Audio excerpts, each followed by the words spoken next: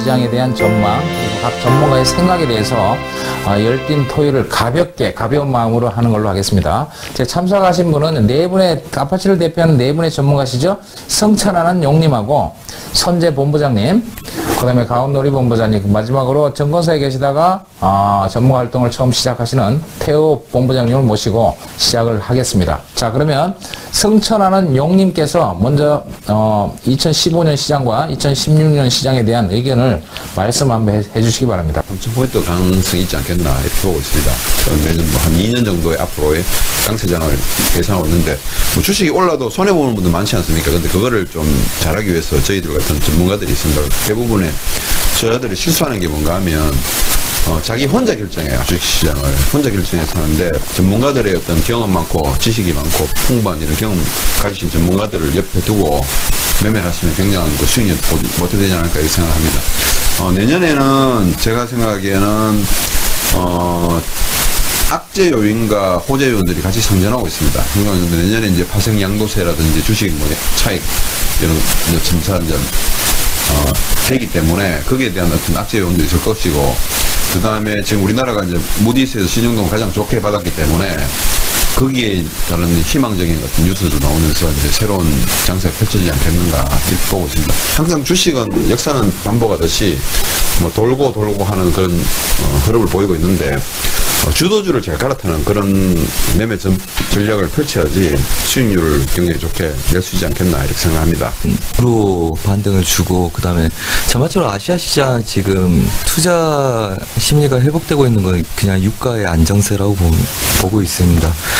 전반적으로 악재들이 사라지고, 앞으로 유가 악재들 아직도 남아있지만 불확실성 해소, 금리 인상에 대한 속도에 대한 문제가 있지만, 그거 제외하고는 이미 결정된 거고, 금리 인상 자체도 세계 경제 자체가 자립 기반을 마련할 수 있다는 토대로 시작된 거기 때문에 전반적으로 회복 장세에 들 수 있다고 생각을 하고요. 그게 이례적으로 유가가 증시에 영향을 주고 이머징 국가에 이렇게 많은 요소들을 줬기 때문에, 그게 전반적으로 안정세가 든다면 내년은 좀 더 우리가 더 편안하게 좀 빨간 양봉을 지켜보면서 눌리면서 좋은 결과를 맞이할 수 있는 장세가 아닐까 하는 생각을 해봅니다. 우리가 보통 신년이나 연초가 되면은 항상 하는 게 이제 사주팔자를 보는 거죠. 우리가 사주팔자를 점장이들은 사주팔자를 보죠. 우리가 이제 주식 시장에, 무슨 전문가라 그러면 이제 주가를 예측해 봐야 되는데, 조금 연말장하고 연초장을 지금 잠깐 생각하다 보면 오늘 종지가 선물지수 기준으로 종가가 244.75에 끝났는데 245를 약간 높이고, 이거를 보면은 이제 세력들이 잠시 이제 세력들의 패를 잠깐 보겠다면은, 우리가 이제 코스피 기준으로 한 2.5p, 배당락을 한 20포인트 정도로 예상이 되는데, 그 배당락을 하면 금방 회복하는 거를 여태까지 이제 볼 수는 있을 거고, 코스피 기준으로 한 243.50, 243에서는 한 눌림목을 주면서 다시 이제 내년 장세 상고하저, 내년 장세 총 장세를 보면은 연초에는 좀 강하고, 중이후에는 좀 빠지는 이제 상고하저를 생각하는데, 그건 내년에 이제 이슈가 뭐냐면은, 총선이 있고, 그 다음에 내년 연말로 가면 이제 우리가 대선에 대한 분위기가 작기 때문에 이제 장 자체는 그렇게 가볍게 한번 예상해 보겠습니다. 우리나라 주가가 4년 동안 계속 2100과 1800포인트를 계속 박스권 왕복을 했는데, 이제는 벗어날 때가 됐다. 우리가 과거 주식하는 사람들은 그 과거 데이터도 좀 중요시 여겨야 됩니다.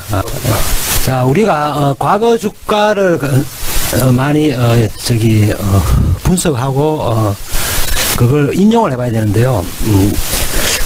주가가 강하게 오를 때는 거기에 해당하는 여러 가지 모멘텀이 있습니다. 경제적인 것도 있고 정치적인 것도 있고 국내외 글로벌 여러 가지 요인이 있는데, 근데 이번에는 내년 4월이 총선이기 때문에, 그리고 또 내년은 또 박근혜 정부 4년 차잖아요. 우리가 대통령 우리나라 임기가 5년인데 5년 단위로 보면 주로 이제 주가가 급상승을 타는 시기가 주로 이제 3년 차부터 4년 차 타고, 이제 마지막 말년 차에 5년 차에는 주가가 고점에서 횡보하다가 이제 대충 마무리가 되는데, 이번에는 상반기 정도는 강하게 올라갈 그런 모멘텀이 상존하지 않나, 저도 그렇게 생각합니다. 그래서 연말을 두고 지금까지 투자를 주저했다든지 아니면 투자를 고려하시는 분들은 주가가 그동안 오랫동안 이제 박스권에서 머물다가 이제는 움직일 시기가 됐다고 보니까 위험 자산의 일정 부분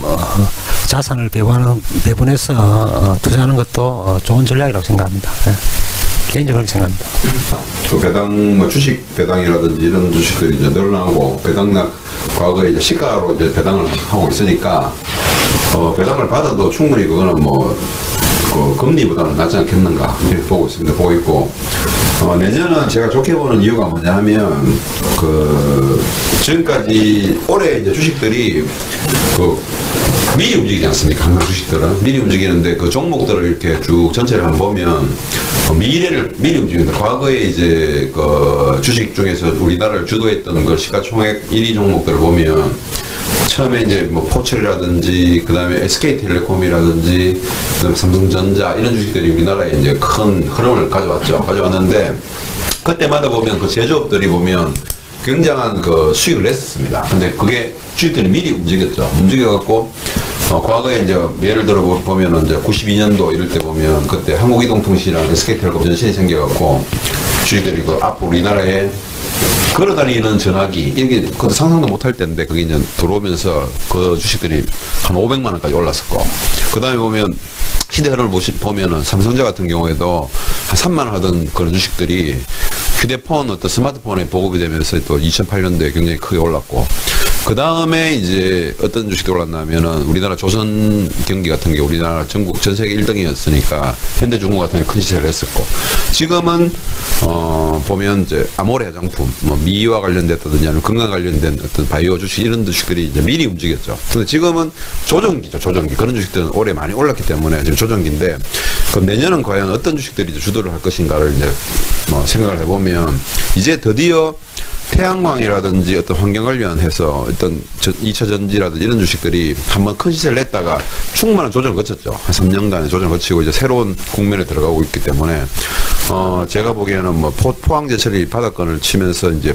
새로운 시세를 시작할 것 같아 보이고 그 다음에 미리 이제 하고 있는 주식들은 LG화학이라든지 뭐 SK 이노베이션 아니면 삼성에스테 이런 주식들이 다시 이제 상승하지 않겠는가 주도주로 그렇게 보고 있고 제가 생각하기에는 아까 말씀드렸듯이 큰 시세를 낼 수 있는 그런 장세가 아니겠는가. 큰 흐름을 보면 한 30년 흐름을 이렇게 저는 많이 봅니다. 보면 주식이 한 10년 단위로 움직여요. 그래 뭐 과거 10년 전에 2007년도에 최고 주식 시세를 냈듯이 내년을 이제 기반으로 어떤 밑받침을 해서 2017년도까지 한 2년간 앞으로 제가 생각에는 3,500포인트 정도 옛날 이병목 정부가 뭐 이야기했던 그런 지수가 진짜로 탈환되지 않겠는가 이렇게 보고 있습니다. 그래서 이제 우리나라의 어떤 선진국으로 가는 어떤 대세 상승 국면 이제 드디어 국민 소득도 3만 불 쪽으로 가고 있고 그 다음에 신용 등급 상승도 우리나라 생긴 일에 최고의 등급을 받고 있기 때문에 드디어 선진국으로 들어가는 그 초입이기 때문에 한 3,500포인트는 뭐 올 2017년까지 달성하지 않겠는가. 근데 내가 몸이 안 좋고 아프면 의사가 전문의가 있듯이 우리도 이제 금융의 어떤 전문의들이 옆에 두고 하면 큰 수익을 내지 않겠는가 이런 생각을 하고 있습니다. 예, 방금 이제 승용님, 께서 3,500포인트 내려주셨는데, 좋은 거죠. 일단, 우리가 보통 다음 해를 맞는다 그러면 부정적인 것보다, 뭐, 운칠기삼이라 그래서 하늘에서 그냥 운을 좀 주는 그런 기대 심리도 있는데, 내년에 무조건 낙관적인 걸로 일단은 출발하는 게 사람이 이제 부정적인 것보다 긍정적인 요소가 많으니까 그리고 승용님께서 3,500포인트를 하셨고 내년에는 승용님 주식 시향을 한번 기담아 보는 세월도 괜찮을 것 같습니다. 내년 시향도 뭐 그렇게 썩 나쁘진 않을 것 같아요. 올해하고 비싸게 할 때 뭐 그럭저럭 괜찮을 것 같습니다. 외인들 자금이 들어와야지 이게 시장의 유동성이 확보가 되는데 저번에 잠깐 반등한 건 20일 양적 완화 때문에 유동성이 확보된 겁니다. 그래서 우리 시장이 반등을 크게 준 거고요. 자금 유입에 대한 거, 그 다음에 아시아 시장, 그 그다음에 모든 해외 선물에 대한 안정화가 찾아진다면 그 자금들은 아시아 중에서도 증시 기반이 튼튼한 우리 국내 시장으로 많이 유입될 걸로 보고요. 그게 굉장히 긍정적으로 봐도 된다고 생각하고 있습니다. 저는 이제 저 성룡님한테 한번 묻고 싶은데, 이게 우리가 보통 투자자들이 아무리 그 매수를 파생시장도 그렇고 뭐 매수를 최저가에 매수를 하든지 최고가에 매도를 해도 잘 수익과 연결되지 않을 때가 많습니다. 이게 심리적으로 뭐 불안해서 뭐 초조해서 그런 문제도 있는데, 잠깐 자기가 뭐 일단은 목표 의식과 자금 관리가 좀 잘 안 되는 측면도 많은데, 여성용령께서는 수많은 사람의 자금 관리를 하면서 그런 노하우가 있는데, 그런 노하우를 좀 얘기 좀 해주죠. 단순하게 생각해야 돼요. 주식시장은 옛날에 뭐 우스갯소리 이런 게 있어요.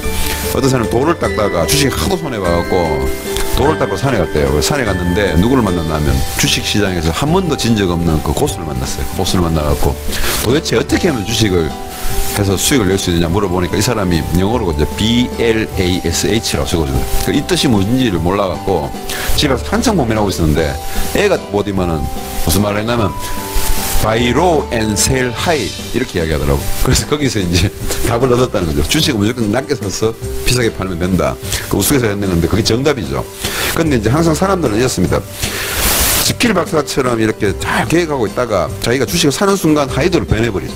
그래서 그런 것 때문에 항상 그 수익을 못 내고, 보면 내가 몰라서 주식을 손해보는 게 아니고 항상 그 어디에 팔아야 될지 모르기 때문에, 내가 항상 손해본 사람들은 뭔가 하면 사서 다 수익을 냈어요. 근데 팔 줄을 몰라가고 다 손해를 보고 나오는 그런 거예요. 그러니까 뭔가 하면 항상 내가 이 주식을 살 때 미리 생각을 하고 계획을 세우고, 내가 얼마에 사서 얼마에 파겠다는 그런 계획을 세우고 거기에 따라서 행동을 해버리면 항상 수익을 내는데, 일단 아무것도 모르고 하시는 거죠. 그냥 누가 좋다 그러니까 뭐 이야기 듣고 사고 얼마 팔하는 것도 모르고. 그래서 이제 제가 우리 같은 전문가들이 꼭 필요하다는 거죠. 근데 전문가도 잘 몰라야 됩니다.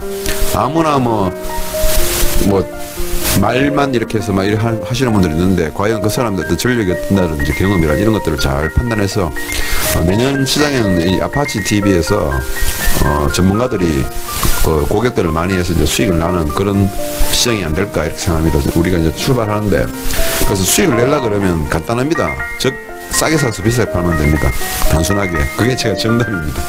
중요하게 되면 초심은 정석 투자, 손실 보지 않고 은행 이자보다 조금 높은 수익을 원한다, 이렇게 이제 마음가짐으로 다 들어오는데, 막상 시장에 참여해서 이제 매매를 하다 보면 이제 자기 절제가 안 되고 또 욕심이 과하다 보니까 이제 매매 자체에 이제 원칙이 깨지고, 그러다 보면 내동 매매, 또 미확인 정보에 따른 그런 테마주, 아니면 뭐 소위 말하는 작전주 뭐 이런 쪽으로 또 비정상적인 매매를 하다 보니까 대부분의 개인 투자가들이 이제 대부분 뭐 손실이 많죠. 저도 예전에 뭐 사실 증권사도 근무했지만은 증권사 근무하기 전에 또 개인 투자가였고, 예전에도 그런 실수를 많이 반복했고, 또 막상 제도권에서 근무하면서 고객들하고 응대할 때도 응대하는 저 자신도 또 고객들한테 우량주 위주로 또 시황과 상담은 그렇게 하면서도 또 막상 또 1대1로 또 주식을 사고 팔고 하는 그런 과정에 또 접하다 보면 저도 모르게 원칙이 깨지고 그런 경우가 많은데, 제가 예전에 얼핏 한번 그런 이야기인데요. 월가에서 근무하는 그 세계적인 소위 말하는 그 투자가들, 전략가, 아니면 펀드 매니저, 세계 유수의 펀드 매니저들의 그 연평균 수익률이 최고 수익률 한 15%라 그러더라고요. 15%. 그리고 연평균 수익률이, 그러니까 손실 없이 연평균 수익률 5% 정도만 내면 거의 뭐 아주 우수한 펀드 매니저라고 그러더라고요. 근데 사실 그게 맞는 게, 펀드 매니저 같은 경우 우리 개인과 틀리겠는데 뭐 운영하는 자금 자체가 벌써 수천억 조단이다 보니까 5%라는 개념이 이제 우리하고 좀 틀리죠. 개인 투자가들 5% 그러면 뭐 적은 돈으로 뭐 1,000만 원 아니면 뭐 2,000 아니면 500 아니면 1억을 기준으로 하니까 5%가 적다 생각하는데, 이제 개념에 좀 차이가 나긴 나는데, 어쨌든 간에 저 같은 경우는 1년에 뭐 이왕이면 좀 손실 안 나고, 뭐 많이 벌면 좋겠지만은 그래도 주식 같은 경우 워낙 위에 곡들이 많으니까 사실 종목 찾기도 힘들고 지나오면 다 올랐지만은 그 많은 종목 중에서 또 종목 찾기도 힘들고 그렇기 때문에 주식 투자 같은 경우 일단 손실 나지 않는 범위 내에서 연간 한 15% 20% 정도면 아주 준수한 실적을 생각합니다. 대부분 사람들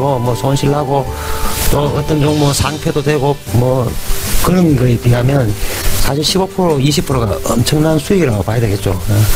그리고 파생 같은 경우도 사실 1000명 중에 진짜 손가락 꼽히는 사람이 돈 버는 게 이 파생 시장이고 해외 선물 시장이고 그런데 여기서도 사실 일단은 돈을 알리는 게 그게 일단은 잘하는 매매고 손가락에 드는 매매고 개인적으로는 예전에 제도권 근무할 때 고객들한테도 저는 주로 그렇게 하겠습니다. 그냥 매월 한 3%, 조금 많으면 5%, 이렇게 말씀드리고, 손실도 그 범위 내에서 날 수 있다.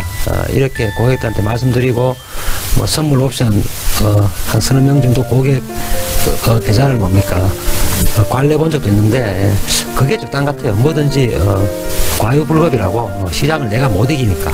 그래서, 현재 은행 금리, 우리가 어차피 하는 게 위험 자산에 대한 투자니까 은행 금리를 비교한 자체는 이제 사실 말이 안 맞고, 은행 금리에 한 서너 배 정도의 수익률 같으면 위험을 안고 투자하는 위험 자산에 대한 수익률 치고는 상당히 준수하다고 생각합니다.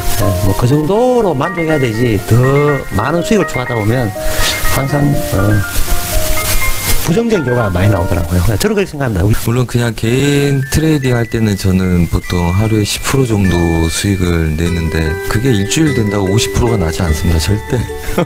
절대 그래요.